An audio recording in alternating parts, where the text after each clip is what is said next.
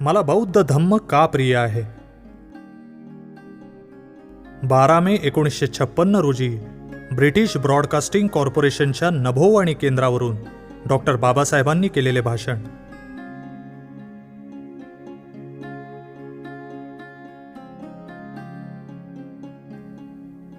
मला देण्यात आलेल्या अल्प वेळात मला 2 प्रश्नांचा शोध घ्यावयाचा आहे.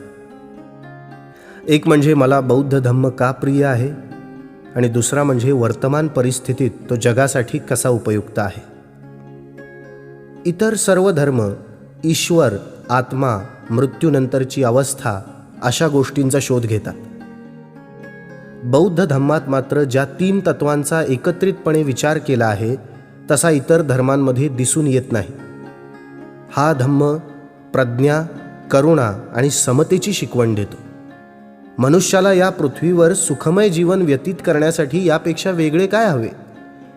म्हणून ही 3 तत्वे देणारा बौद्ध धम्म मला आकृष्ट करतो. जगाला तारण्याचे सामर्थ्य न ईश्वरात आहे न आत्म्यामध्ये. ही 3 तत्वेच जगाच्या दृष्टीने तारक आहेत.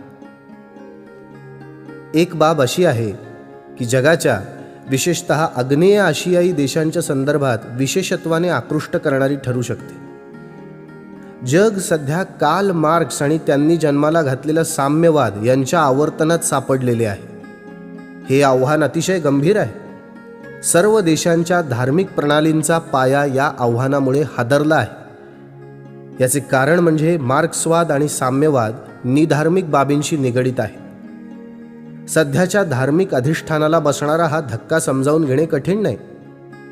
आजची धार्मिक प्रणाली जरी निधार्मिक रचनेपासून अलिप्त असली तरी याच प्रणालीच्या आधारावर प्रत्येक निधार्मिक बाब टिकून आहे.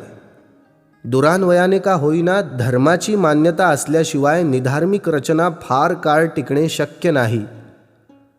आग्नेय आशियातील बौद्ध राष्ट्रांची मानसिकता साम्यवादाकडे झुकलेली पाहून मला आश्चर्य वाटते. मी तर असेच मानतो की त्यांना बौद्ध धम्माचे आकलन झालेले नाही. मार्क्स आणि त्याचा साम्यवाद यांना परिपूर्ण उत्तर बौद्ध धम्मात आहे असा माझा ठाम विश्वास आहे. रशियन पद्धतीच्या साम्यवादाने रक्तरंजित क्रांती हे समर्थनीय साधन मान्यच केले आहे. साम्यवादी प्रणालीसाठी आसुसलेल्या लोकांना कदाचित हे माहीत नसावे की बौद्ध धम्मातील संघ हे एक साम्यवादी संघटनच आहे.